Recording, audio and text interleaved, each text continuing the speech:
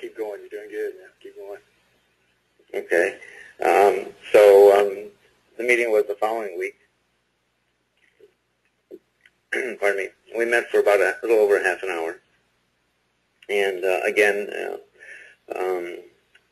telling her a little bit about what I do and stuff. Actually, she started first. She said, well, this is what we do and this and that, blah, blah, blah.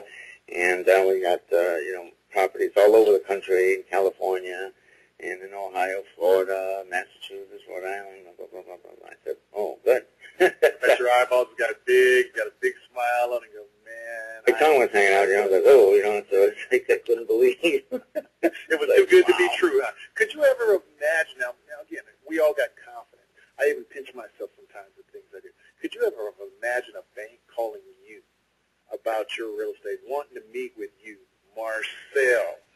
Nope, never in a million years, Terry. Yeah, never. But when it happens, it's like, wow, I think I'm on the right track. Yeah. And it is. It's inspiring. And, man, I tell you, it changes your whole perspective of life. Because when something happens that you do and you see results, you then become one of the committed. You say, hey, look, I know it works. Nobody can tell you, Marcel, that this doesn't work anymore. Nope, not at all. I believe in it. And if they say, oh, it doesn't work, move on. I mean, they're not worth my time. Yeah, they're not worth your time. It's pointless. Well, I already proved to me that they're not going to do it, even if they had the slightest interest in real estate, at least this particular piece of it. Yeah, and I know I have students sometimes when I'm giving my talks. It doesn't work. You can't do that, and blah, blah, blah, blah. I said, you know what, go to my website and just listen to Holly. Yeah. That's all I need. I don't need nobody else to give confirmation. But see what you've just done with this testimonial, again, keeps proving and proving.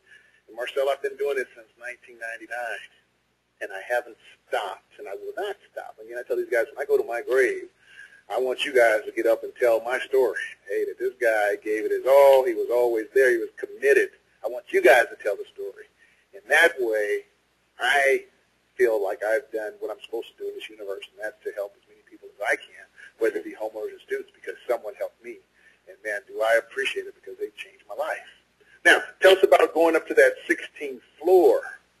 Was it 16th floor or the 15th floor? I make sure I got my facts right. Oh, it was 16th floor. Her office is on the 15th floor, but you have to go up to the 16th floor to check in. But I never made it to the 15th floor. She met me there after I signed in. It's really funny because I passed her in the hallway, and she says to me, hi, Marcel. And I'm thinking, who's that woman? How come she knows my name? Turns out the lady where I signed in said, oh, that's who you're meeting with. I said, oh, okay. Impressive, I admit. Don't you just kind of like, wow. I mean, that moment is like you were unstoppable. You were in your just zone. I mean, you're feeling good. You got this adrenaline rush. Somebody says, hi, you're looking good because I know you told me about your suit. Tell us how you got dressed up and, went down there as a professional. Yeah. It came off as soon as I came home. But, I'm not going to stay in a suit all day. Yeah. But then you got all prepped up for this meeting. So anyway, the meeting went quite well. She invited, we got into one of the conference rooms right down the 16th floor.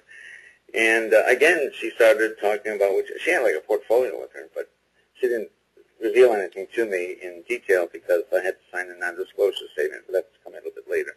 But anyway, so she started talking about what they're doing, and she said, we're just now getting into, well, actually, she kept saying, I'm starting to get into note selling now. We look at that, we're going to do that, and we're putting together a website to advertise the properties.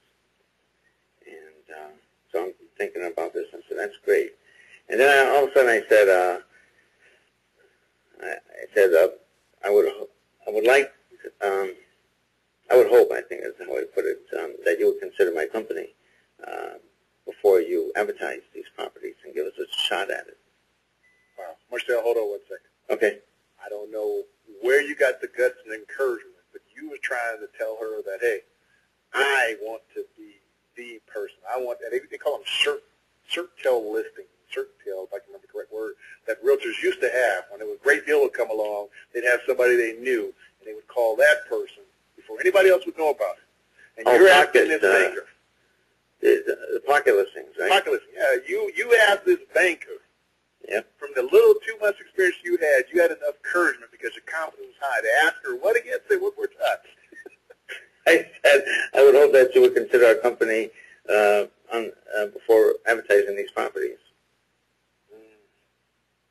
got your moment, you got to be bold, you guys.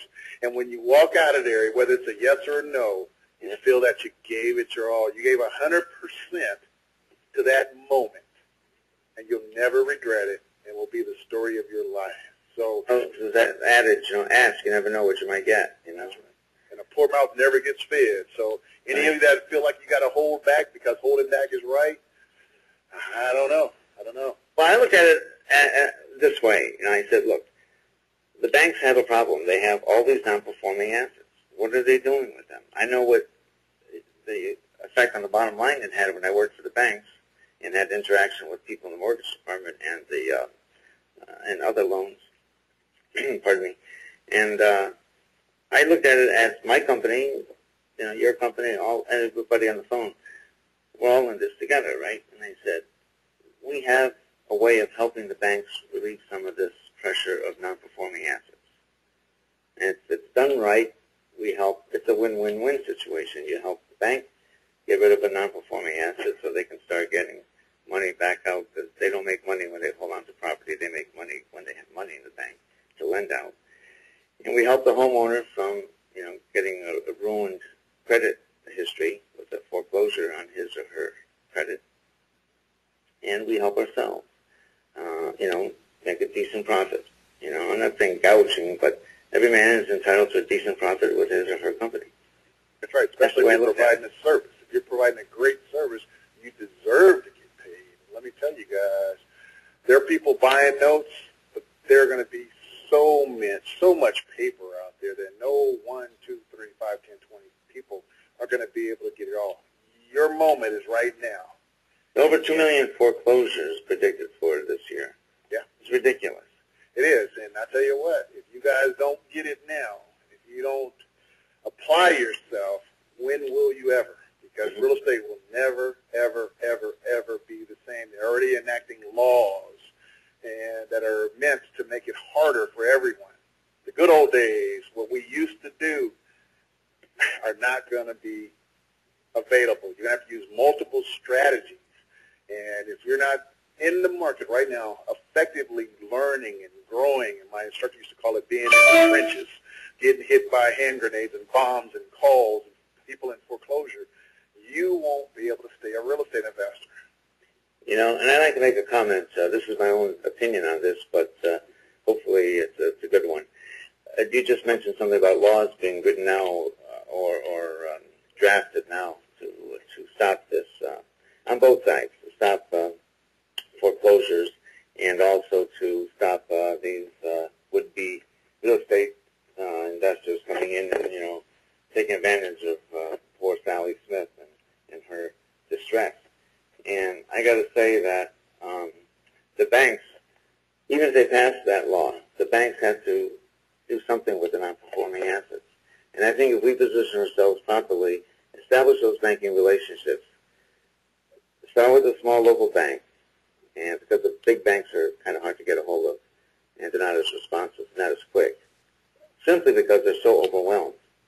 With the local banks, and establish a rapport with Mr. and Mrs. Banker there, and I think we'll do well in this.